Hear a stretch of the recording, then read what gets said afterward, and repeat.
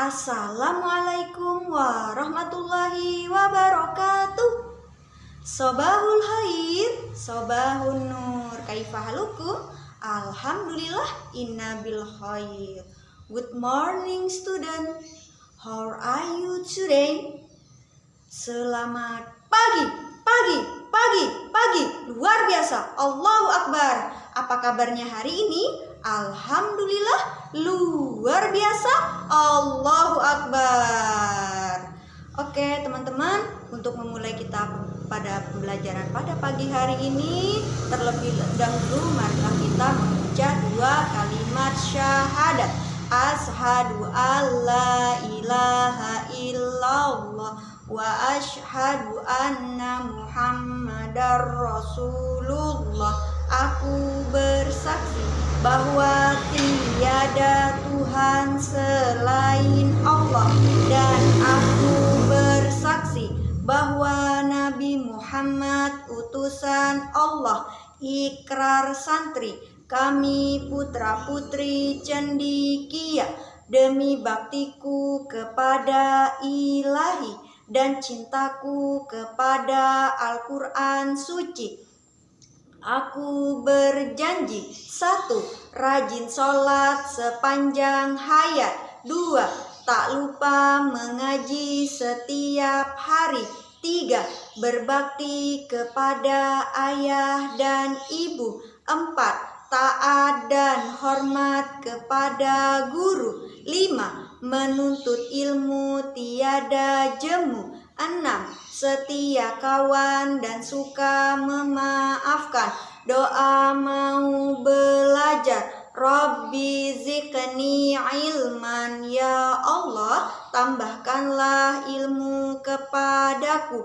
Warzuqni fahman, dan berikanlah aku karunia untuk dapat memahaminya. Waj'alni minas solihin, dan jadikanlah aku anak yang soleh. Amin. Doa pagi hari. Allahumma bika asbahna wa bika amsayna wa bika namutu wa ilaikan nusur. Doa terhindar dari penyakit yang buruk. Allahumma inni a'udzubika minal barasi wal jununi wal zuzami korona wa min sayil asqam. Ya Allah, aku berlindung kepadamu dari penyakit kusta, gila, lepra, korona, dan dari penyakit buruk lainnya. Amin. Untuk lebih barokahnya, marilah kita sama-sama murojaah Al-Quran Surah Al-Infitor. A'udzu billahi minasyaitonir rajim. Bismillahirrahmanirrahim. Ijas sama'un fatarat wa izal kawakibun tasarat wa izal biharu fujirat wa izal kuburu bu'thirat alimat nafsum ma qaddamat wa akharat. Ya ayyuhal insanu ma gharraka bi rabbikal karim allazi khalaqaka fasawwaka fa'adalak fi ayyi suratim ma syaa rakkabak.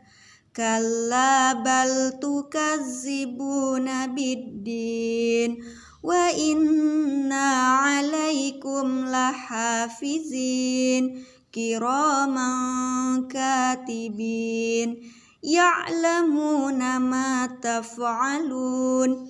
Innal abrara lafi na'im wa innal fujjara lafi jahim yaslaunaha yaumaddin wa ma hum anha bighaibin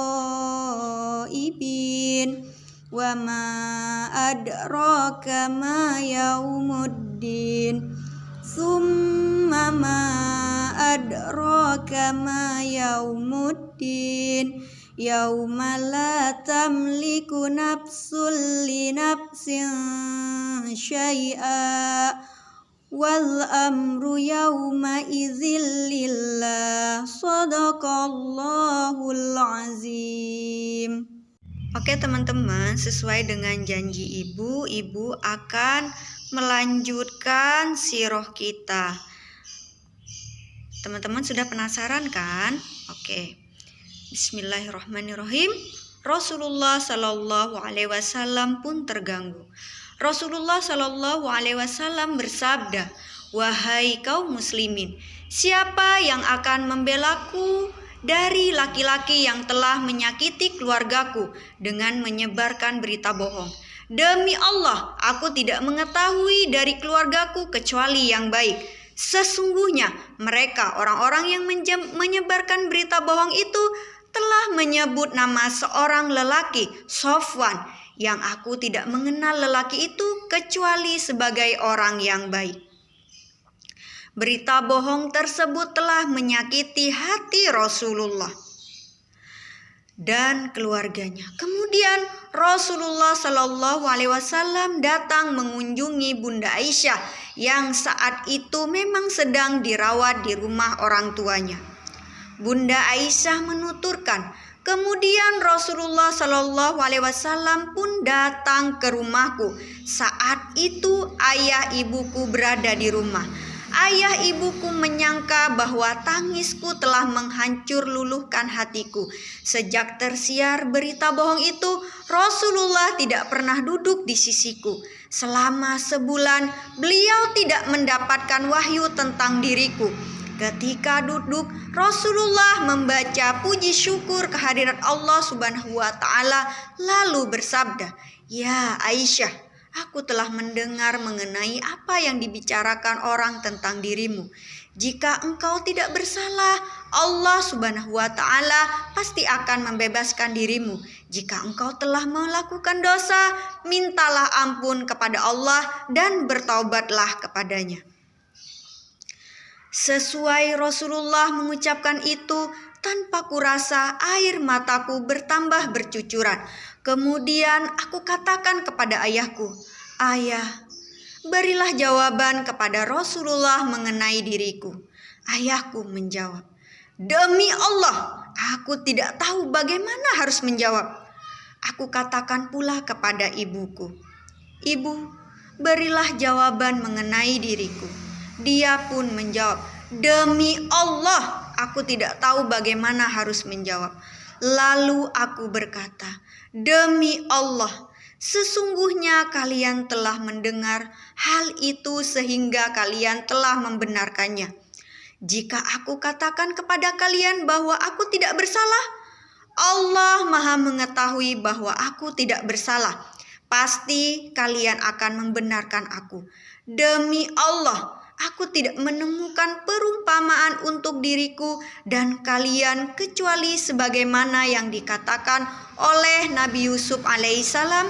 Sebaiknya aku bersabar. Kepada Allah sajalah aku memohon pertolongan atas apa yang aku lukiskan." Nah, dari situ kita ambil kesimpulannya ya teman-teman. Kesedihan Abu Bakar. Air mata Abu Bakar pun berlinang ketika putrinya difitnah. Beliau berkata, "Demi Allah, belum pernah disebut-sebut ada persoalan semacam ini pada masa jahiliyah. Padahal ketika itu orang tidak menyembah Allah. Tetapi sekarang pada masa memancarnya sinar kemuliaan Islam, orang-orang mengabarkan berita bohong seperti itu kepada keluarga kita." Alhamdulillahirrabbilalamin ya teman-teman. Begitulah cerita tentang Bunda Aisyah yang difitnah. Bagaimana kelanjutannya? Insya Allah nanti kita akan menyambungnya pada hari Senin depan. Kemarin kita telah belajar tentang cara bersyukur kepada Allah yang mengacu pada sila pertama Pancasila, dengan lambang bintang yang berbunyi ketuhanan yang Maha Esa, yang berlandaskan pada Al-Quran surah Al-Ikhlas ayat 1 yang berbunyi A'udzubillahi minasyaitonirrajim. Bismillahirrahmanirrahim. Qul huwallahu ahad. Yang artinya, katakanlah, dialah yang Maha Esa. Nah, sebagai orang Islam, sebagai seorang Muslim, untuk mengungkapkan rasa syukur kita kepada Allah, maka sebagai seorang Muslim, yaitu kita melaksanakan kewajiban-kewajiban kita. Di antaranya adalah kita melakukan sholat, puasa, berzakat, menginfakkan sebagian harta kita, dan tak lupa kita juga mengaji dan melakukan hal-hal kebaikan. Teman-teman masih ingatkan bahwa Allah itu menciptakan 3 makhluk hidup. Yang pertama manusia, yang kedua adalah hewan, yang ketiga adalah tumbuhan. Oke, di sini Ibu akan mengambil contoh tumbuhan. Tumbuhan itu banyak ya teman-teman. Ada bunga, ada rumput, ada juga pohon. Di sini Ibu akan mengambil contoh pohon. Ketika kita menemukan sebuah pohon, pohon itu rindang. Apa yang terjadi di bawah pohonnya? Pasti terdapat daun-daun yang jatuh berguguran. Nah, ketika kita mendapati daun-daun itu akan membuat rumah kita kotor. Apa yang kita lakukan? Pasti kita akan mengambil sapu, menyapunya, setelah itu kita bakar. Ketika daun-daun itu kita bakar, maka dia akan berfungsi sebagai kompos, pupuk kompos ya teman-teman ya. Nah, ternyata teman-teman, daun yang kering itu bisa kok kita jadikan sebagai kerajinan tangan, yaitu mozaik. Mozaik dari daun yang kering. Teman-teman tahu apa itu mozaik? Nah, mozaik itu adalah gambar atau karya seni dekorasi yang dibuat dengan teknik menggunting, menempel dari bahan alam. Nah, bahan alam itu bisa berupa salah satunya nih daun yang kering, bisa juga dari biji-bijian, bisa juga dari rempah-rempah yang ada di dapur kita. Nah, menempelnya itu pada sebuah bidang yang datar. Bagaimana cara membuat mozaik dari daun kering? Oke teman-teman, silahkan perhatikan video berikut ini ya.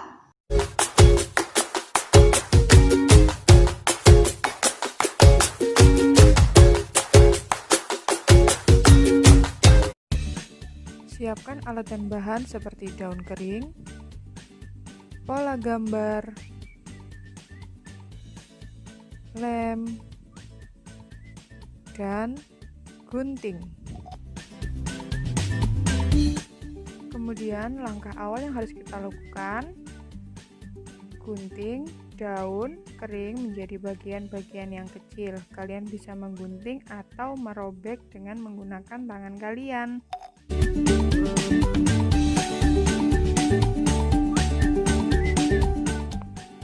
Gunting menjadi kecil-kecil secukupnya.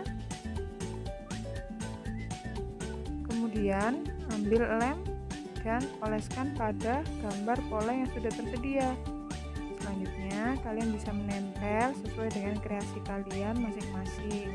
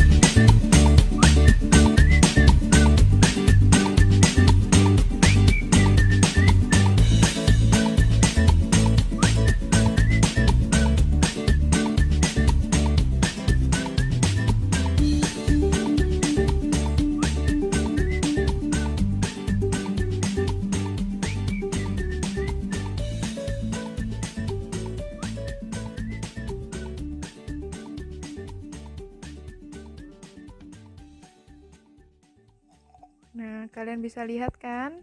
Hasilnya sudah jadi seperti ini. Kalian bisa mencobanya di rumah. Teman-teman, tadi sudah memperhatikan videonya ya. Insya Allah teman-teman sudah bisa untuk membuat mozaik dari daun kering. Untuk hasilnya silahkan nanti teman-teman foto dan kirimkan kepada ibu. Oke teman-teman, Alhamdulillahirrabbilalamin, kita tutup pembelajaran kita hari ini sama-sama mengucapkan hamdalah Alhamdulillahirrabbilalamin dan doa kifaratul majelis. Subhanaka wa bihamdika asyhadu an la ilaha illa anta astaghfiruka wa atubu ilaih. Amin. Oke teman-teman, ibu mengingatkan kembali ya, silahkan tetap di rumah saja, jaga kesehatan, sering-seringlah cuci tangan memakai sabun setelah melakukan aktivitas apapun. Apabila memang terpaksa untuk keluar rumah, silahkan teman-teman memakai masker dan silahkan membawa hand sanitizer di dalam tas teman-teman ya. Setelah itu ibu juga mengingatkan teman-teman untuk selalu melaksanakan sholat duhanya. Setelah kita selesai melaksanakan sholat duhanya, tak lupa kita selalu berdoa kepada Allah. Semoga pandemi ini atau wabah ini segera menghilang.